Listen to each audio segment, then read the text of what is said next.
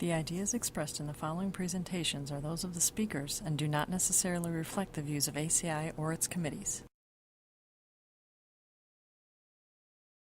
ACI web sessions are recorded at ACI conventions or other concrete industry events and will be made available for viewing free of charge for 1 week. Thereafter, they will be archived on the ACI website or added to ACI's online CEU program, depending on their content.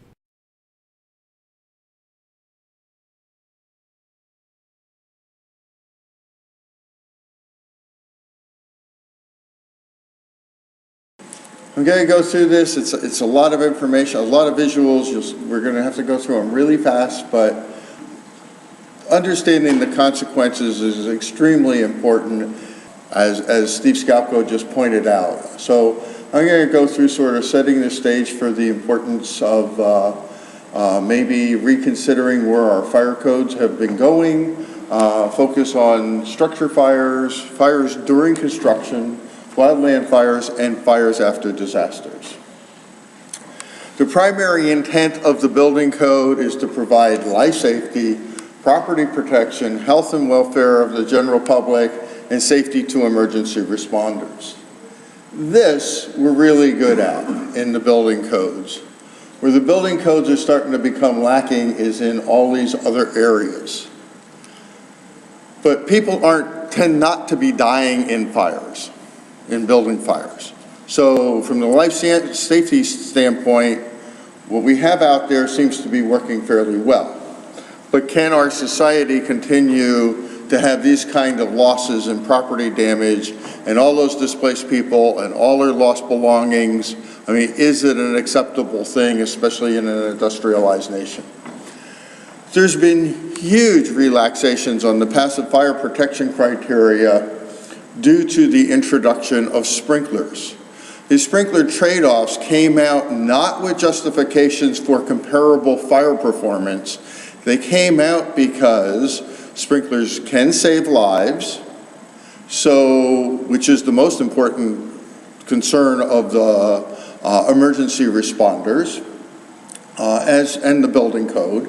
So since sprinklers can save lives, to offset the cost of sprinklers, relaxations have been made in the amount of passive fire protection. This has become a major concern. There's a variety of groups looking at this. It's not just the concrete and masonry expressing concerns about this. There's a huge project underway by the Research and Education Foundation of the National Association of State Fire Marshals. They're trying to now look at, is there appropriate justification for all of the trade-offs that have occurred in the building codes? Further, even the group even one of the groups that is a strong proponent of sprinklers advises that when they are operational, that means they weren't turned off for maintenance, they weren't turned off because of arson, they weren't turned off, or they weren't not operating because of a disruption in water supply to the building, they only control or extinguish the fire 87% of the time. That's not really all that great of a success rate. And that's when the fire is large enough to put the demand on the sprinklers to have them extinguished. And you can go to this website and get the full report on it. It explains it in great detail. And that's when they're operational. So for all these other conditions, arson, power failures, the pumps in the high-rise aren't working unless there's emergency backup. So there's no water supply. How much are we at risk? Ruptured water lines, there's no water supply to any buildings around here that are going to be required to be sprinklers, and even the hydrants won't have any pressure. So there's nothing the fire services can do. Frozen pipes is another major interruption, as well as just maintenance work that routinely has to be done on any active water service. The building code criteria that's in place today still requires anything over 7 stories to be non-combustible construction. There's a couple exceptions for certain occupancies, but generally speaking, If it's if it's 7 stories or above, it's going to be non-combustible construction. It may or may not have a fire resistance rating, but it has to be non-combustible. 6 stories and less, it can be combustible construction. So the Portland Cement Association did some analysis. This happens to be for the state of Maryland, and this shows the number of fires that spread beyond the room of origin in buildings that are 3 to 6 stories in height. There's a lot more of those buildings, so there's a lot more fires in those buildings simply because there's more buildings that are low-rise than high-rise. But the blue shows where the fire was contained to the room of origin. This yellow means it's spread beyond the room of origin. And the orange blocks are the amount of, or the number of fires that went beyond the floor of origin. And if it's red, that means it's spread to adjacent buildings. When we look at the fires that occur in the 7-story buildings, not nearly as many fires, but very few of them are actually spreading beyond the room of origin. So if we look at it from the percentage standpoint, the first bar in 2 sets of bars, the first one is the 7 stories and above, 3 to 6 stories in height. 7 stories, 3 to 6. So you can see percentage-wise that there are far less fires spreading beyond the room of origin if we're using non-combustible construction. So if we want to provide any kind of degree of fire safety and property protection, clearly the non-combustible construction provides that. What we don't show here is the mix of which of these buildings had sprinklers and which did not. It was a little too difficult, but the general trend is clearly represented by the differences of those types of constructions. And some of the 3 to 6 story buildings could have been non-combustible construction, we don't know, but we do know that once you get over 7 stories, the likelihood is that it will be non-combustible. They also present the data to Congress. This is data collected through the U.S. Fire Administration, and they are showing this great stuff that says the overall trend is there's a decrease in fire deaths, 4% decrease in fire deaths in recent times.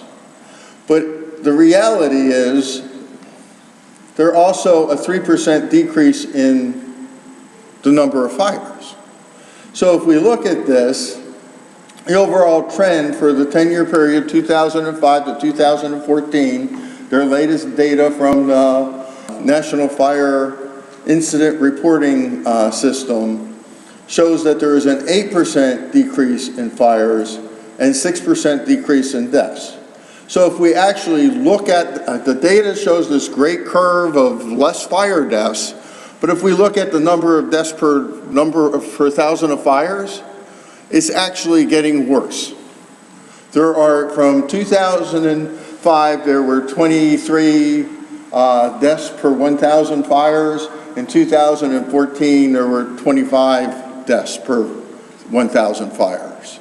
So there's something wrong, even though we're tracking all those downward trends. If we look at them per incident, it is completely different. Fires during construction. This is Santana Row. This occurred in the early 2000s. A huge loss. Embers from this building were traveling half a mile in high winds and starting other structures on fire. This is another complex, early 2000s in Las Vegas. And again, embers from this fire traveling over a mile and starting other structures on fire. This is the recent Da Vinci complex, or what's left of the Da Vinci complex in LA.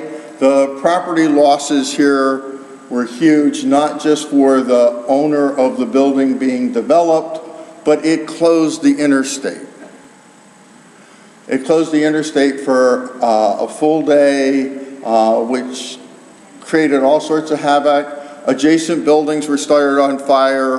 One of the adjacent buildings happened to be a government building, and something very unique is happening here that might start to change the way people think about addressing fire and fire hazards. The city is now suing the developer for the $20 million it cost them to control this fire. So that's something that might help to drive things in a different route.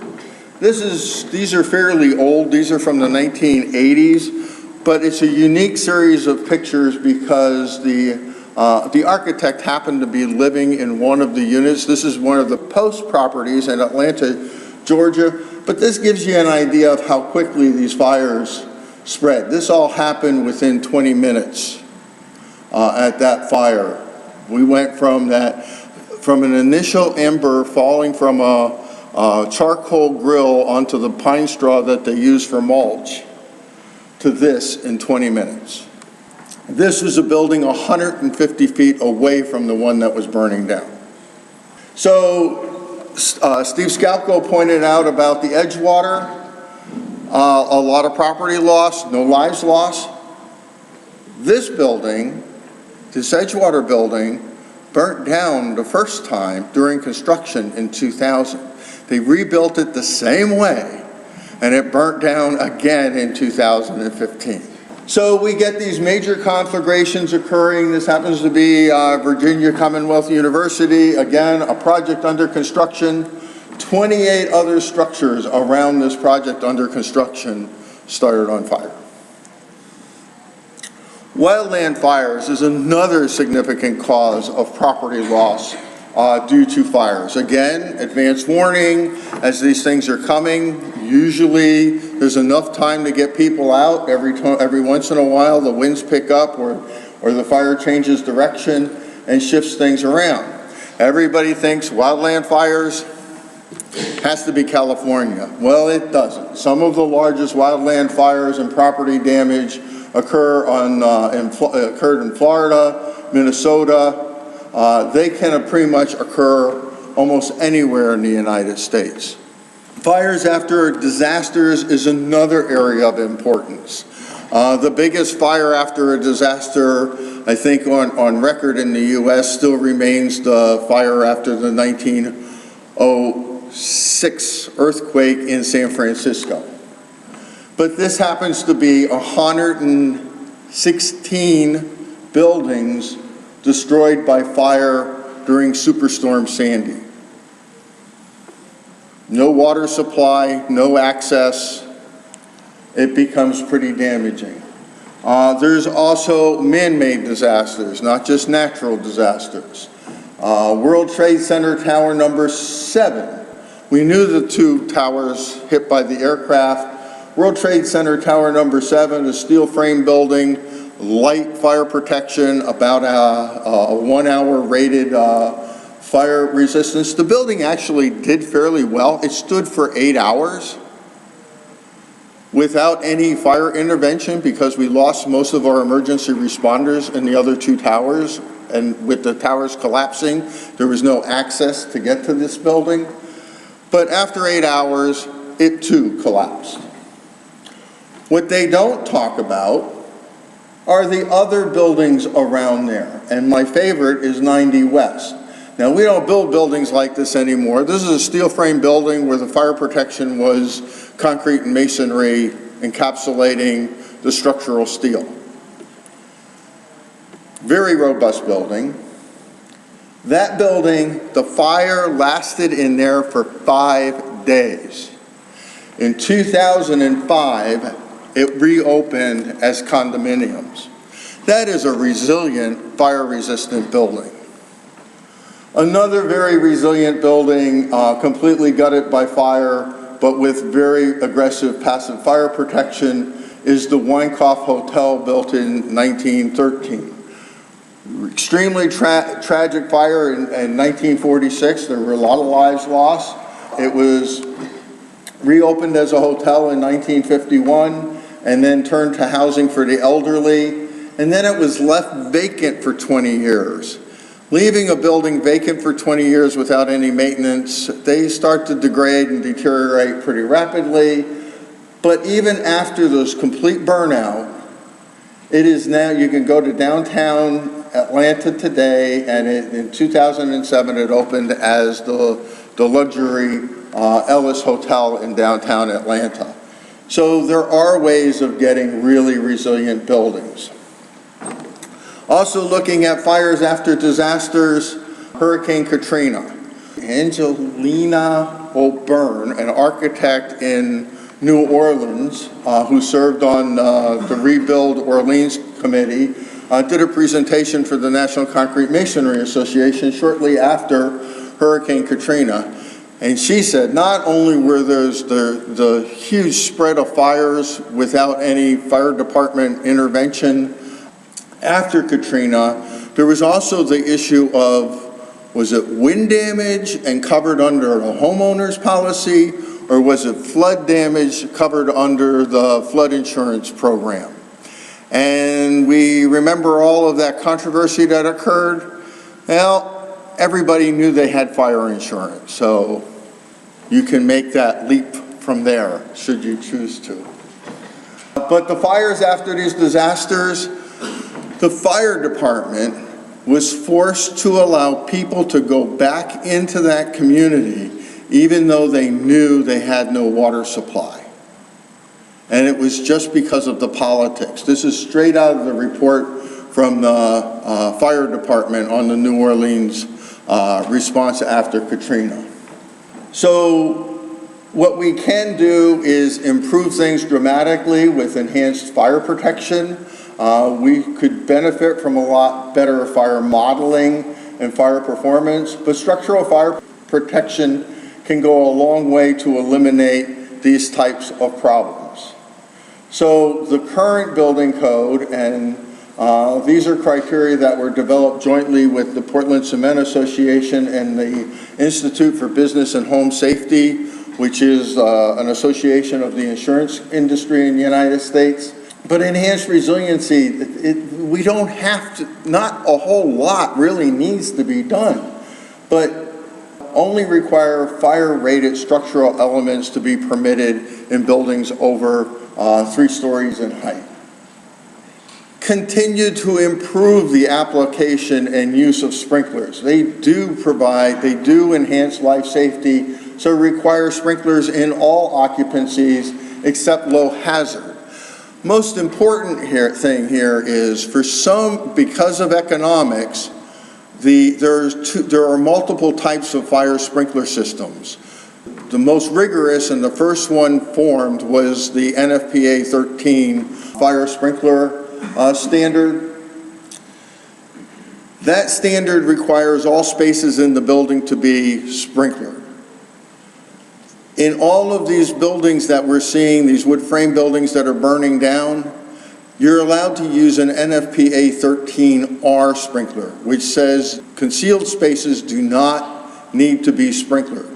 So this includes closets, chases, and most importantly, attics. And what tends to happen in those buildings is the fire goes up through a chase, gets to the attic, and then just spreads across the whole length of the building and then drops back down. So that could be avoided by just eliminating the 13R sprinklers. And if you eliminate the 13R sprinklers and have to go to NFPA 13 sprinklers, non-combustible construction also becomes more economical. Looking at the fire walls between structures, a building, according to the building code, is the space between firewalls. It doesn't have to just be an independent structure. But using those, right now the code says my firewall can be built out of combustible materials. Sort of an oxymoron there. There's something not quite right saying my firewall can be combustible. But require the fire separations on those firewalls to be non-combustible, and again, no reduction in fire resistance rating simply because we have sprinklers. The use of the NFPA 285, keep that in place. This became a criteria following the fire at the Hilton in Las Vegas, where a fire spread up the external side of the building because of combustible insulation on the outside of that building, and it jumped actually 22 stories on that high-rise building. So there were lots of fire tests about fire exposures. There's some jurisdictions saying that energy performance now is more important, so we're going to not require compliance with the NFPA 285. The state of Indiana just passed legislation that allows them not to comply with NFPA 285 to allow more insulation on the outside, more combustible insulation on the outside of the buildings. So there's other things that we can do, which is control the spacing between openings and the amount of openings between adjacent structures. Increase the improvement of the fire barriers, no reduction in the structural fire resistance ratings for fire barriers, just because we put sprinklers in the building. The enhanced fire spread criteria, again, as soon as we put sprinklers into the building code now allows you to reduce or increase your capacity to have fire spread within the building. So again, no trade-offs for the fire spread classification would be a huge help. They also allow you to increase the distance to your egress routes, make it further for people to travel to get out of the building should a fire occur, again, simply because the building was sprinkled. So don't increase those. Do not eliminate areas of refuge for persons with disabilities just because you have sprinklers in the building. Most high-rise buildings, prior to the sprinkler trade-off being introduced, would use the elevator lobbies as areas of refuge so persons with disabilities had a place to go until emergency responders could get there. So continue to require those areas for persons with disabilities.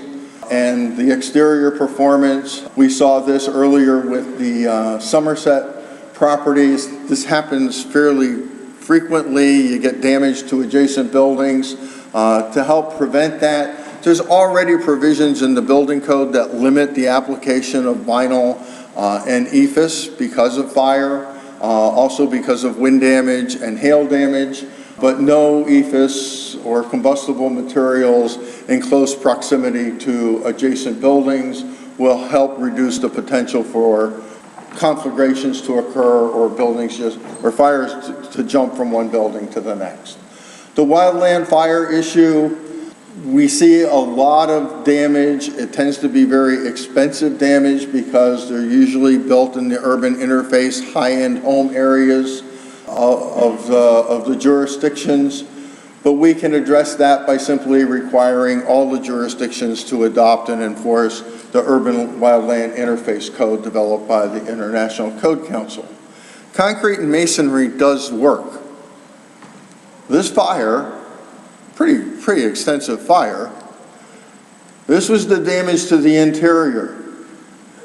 They cleaned it, repainted it, replaced the wall systems that were not concrete and masonry, and moved back into the unit. We have excellent systems. This is one of the largest fires. The building was designed with, this is the military records, archive records facility in Overland Park, Kansas. The building was a 6-story building. It was designed to contain the records in fireproof filing cabinets. They got so many records over time that they didn't have space for these filing cabinets. So they took out the fireproof cabinets and replaced it with storage in cardboard boxes. So when all these records started on fire, the fire was on the top 3 floors of the building. Those 3 floors were almost completely burnt out. The top floor, the back corner to where the fire damage was the worst, the building actually moved out the top of the roof moved out 22 inches because of the thermal expansion due to that fire. That building is still the records building. The big difference now, though, is now it's just a 5-story building instead of a 6-story building. All they needed to do was remove the top floor, and the building is still occupied. It doesn't take that much. This is a stuccoed building. It's a wood frame building. The owner did stay around and spray some water on the building at the time, but it does work. Those non-combustible exteriors do work. They'll help us improve safety for our emergency responders, and this trend of basing fire performance on economics, I think some people are starting to catch on that maybe it's not such a good idea, and proof of that is when I can start seeing cartoons that relate to it. So, thank you.